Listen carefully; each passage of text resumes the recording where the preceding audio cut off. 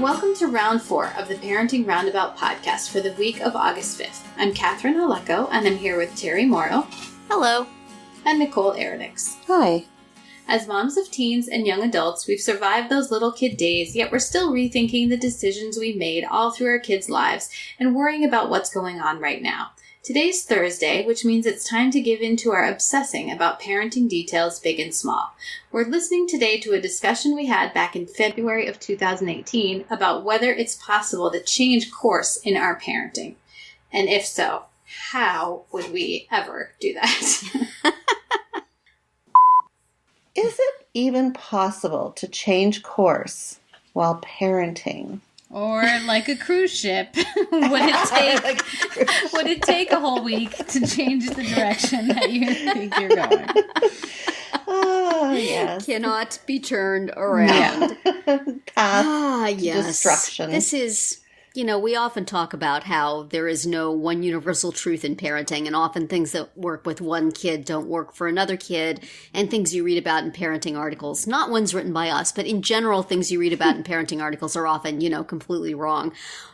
So this gets us to the thing of, if you start something with great dedication and determination, and you realize at some point that it is a bad idea, how do you change course as a parent? Do you just tell the kids, hey, those rules I made?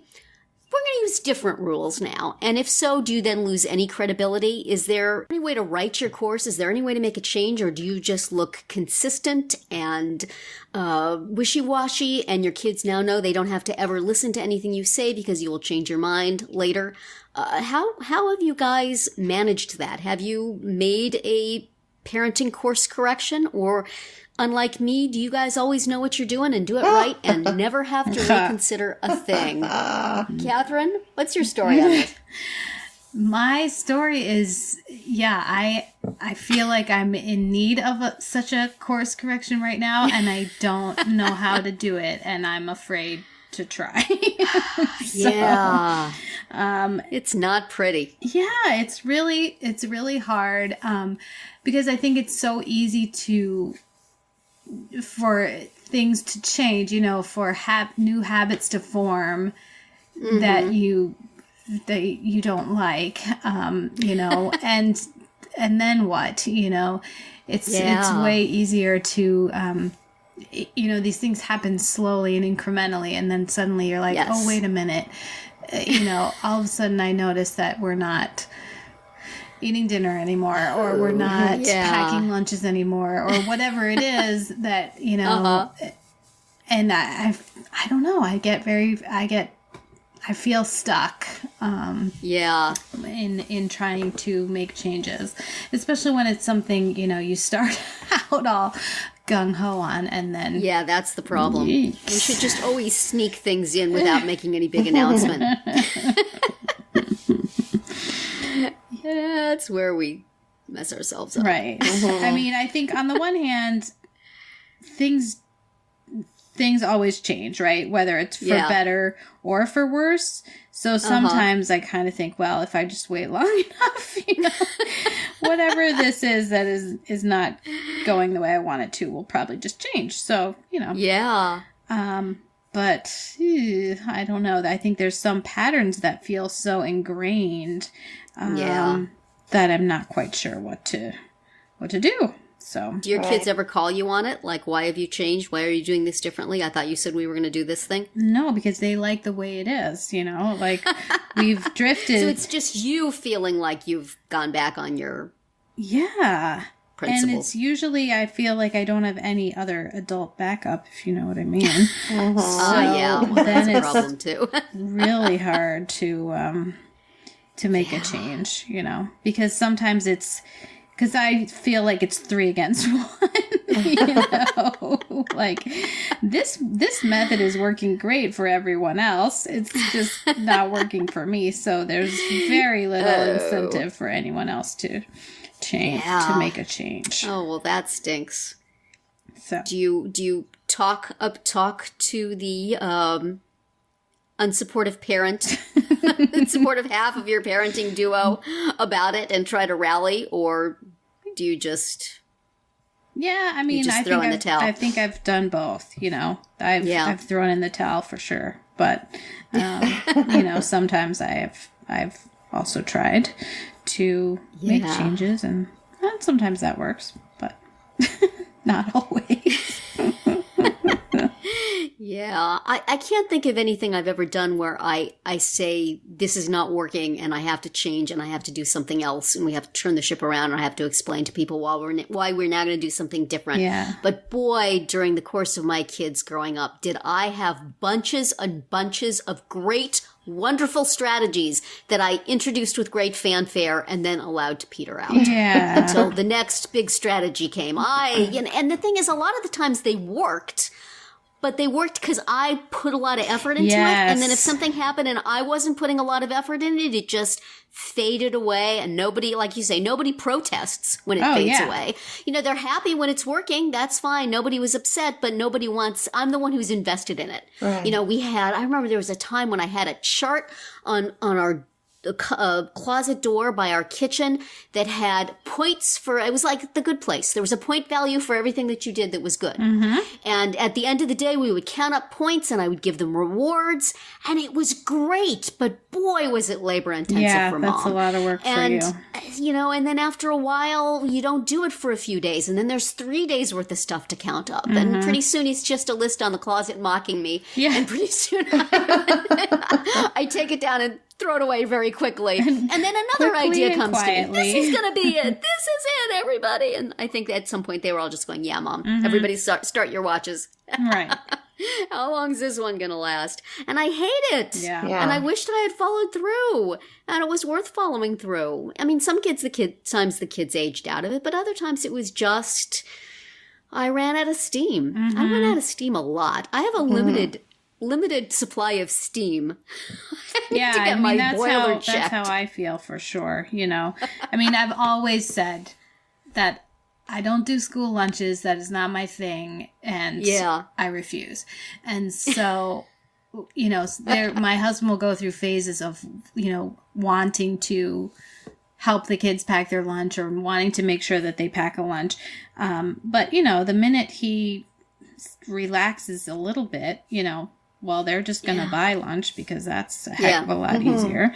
So stuff like that, it's if it requires too much effort on the parents' part and the kids don't care, then what are you going to do? We put a lot on ourselves, don't we? Yeah.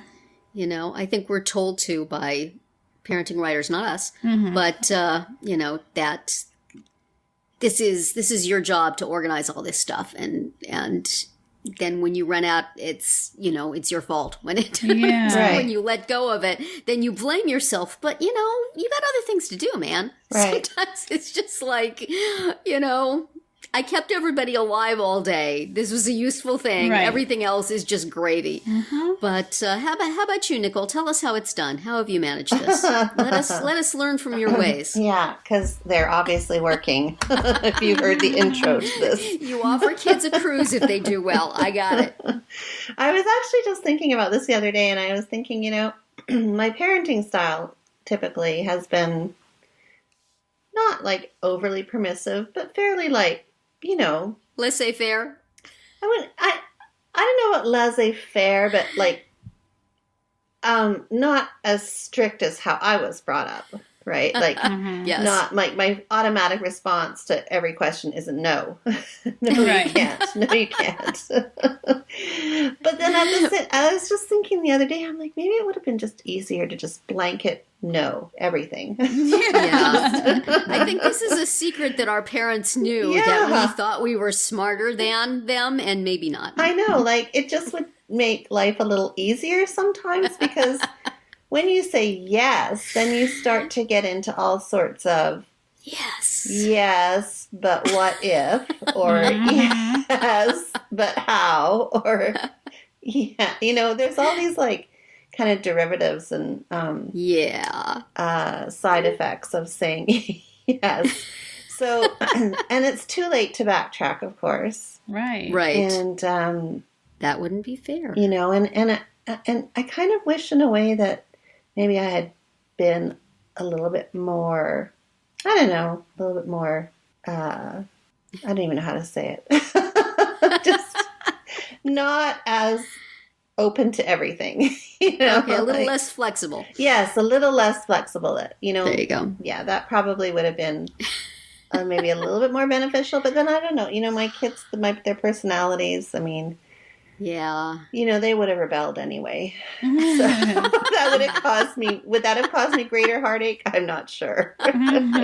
Kids gonna rebel. Yeah, Yeah, and my son, he would have done it probably without me knowing at the time, but I would have found out later. And my daughter, she would just do it straight up. And so, was that the case of yourself with your parents, Nicole? Did you just do stuff even if they said no? I would do it. But do you want to plead the fifth right now? I wouldn't. I would do it so that they wouldn't find out, or at least try to do it so they wouldn't find out. Your mom doesn't listen to this podcast, right? Oh, God, no. She doesn't even know how to find it online. So, yeah, no. Yeah. I didn't get a lot of no's when I was growing up. I was pretty spoiled. Yeah. So I don't know what I think I've been pretty flexible and enabling with my kids. And, with the disability on top of it, sometimes it makes things more difficult. Right. There's often the thing that my child has misbehaved in an entirely age-appropriate way. Yes! Now, don't ever do that again. But high five quickly. Yeah. Complicates things. Exactly. Let me congratulate you, honey, before I figure out your punishment. But that was excellent. So, yeah, but I, definitely have been inconsistent with things. And I'm surprised not to be called on it by my husband, maybe sometimes. Yeah, I mean, it's hard because I think, things just slip and then you don't see it starting. You don't see gosh, we haven't sat down at the table together in X days, until it's been X times a lot of days. So I find that hard. No. Yeah. Yeah. Well, when you have to, have you ever then just said, okay, you know what? I know I said we were going to sit down at the table and then we fell out of it. We're going to start doing it again. And do they just laugh at you, or do you find a way to enforce that? Sometimes it works. Like, I think if it's tied to an event, like, okay, school's out, it's summer, and these are going to be the summertime rules, or, school's starting again, and we need to make sure we have, homework time, or whatever it is, like... New Year's resolutions. Yeah, you almost need some sort of external event to tie it to, I think, in order for it to have any hope of getting anywhere. Oh, boy. Oh, that stuff is hard. And, sometimes there are rules that you want to lay down for one kid, but that aren't a preference for another kid. Yeah. Then that's bad. Right. That's difficult. I hear about that a lot lately. Mm-hmm. But it's not developmentally appropriate for the other one, or age appropriate, or just this kid doesn't have a problem with this thing and you do. Yeah. Yeah. That makes it more difficult. That adds an extra degree of complication. Yes. Yeah. I agree. Because it's much easier then to just let that stuff slide so that you don't have to have that fight over again. Oh dear. Do your spouses have things that they've let drop in this way and then you either mock them or are secretly happy? Well, mine would be the lunch packing, that was supposed to be. But that was always your rule. He didn't care about that personally, right? Yeah, I that was something that I made him agree to before he understood what he was getting into. Yeah.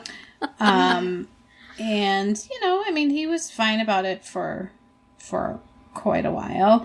But again, that's the kind of thing where if the kids fight it, if they're like, we don't have any food, I don't like any of this, then it's easy to just be like, well, fine, just buy lunch.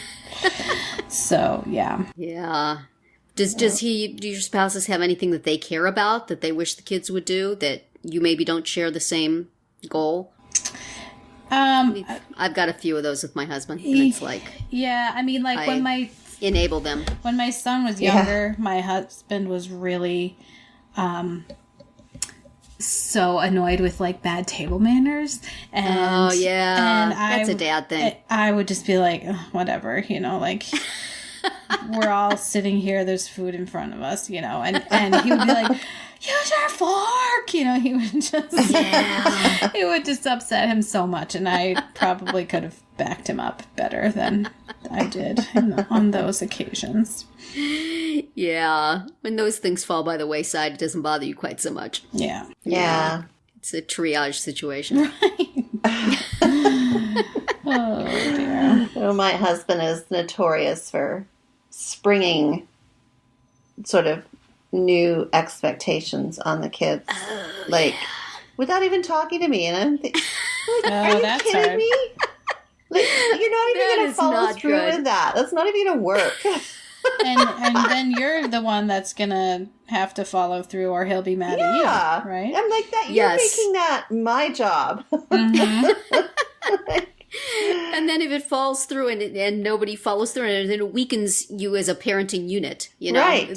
That counts against you, right. Even though it was not your stupid idea. Right. And they're the most ridiculous things. I'm like, you can't just spring that on her, you know, and expect that to change right now. I'm like, did it work for you? No. You think it's going to work for your daughter? I don't think so. That frustrates me so much. I'm like, that is hard. No. Just think about what you're saying, please. Think about what comes out of your mouth. You need to have like a weekly meeting. Okay, what rules are we going to set this week? Please run them through the chain of command. They may only be enforced if they are if they have prior agreement. I would like to see your paperwork for that, sir. Please show your permit. Your proposal. No, I want a proposal. Is it stamped by the proper authorities? I'm sorry. Kids, ignore that. Just forget that. Oh, boy. Well, channels, man. Channels. Yeah. Chain of command. That's it for today's Round 4. Tune in tomorrow when we'll confess just how effective our rulemaking is. Find all our episodes at parentingroundabout.com and talk back in the comments there, on our Facebook page, or on Twitter, where you'll find us at Roundabout Chat.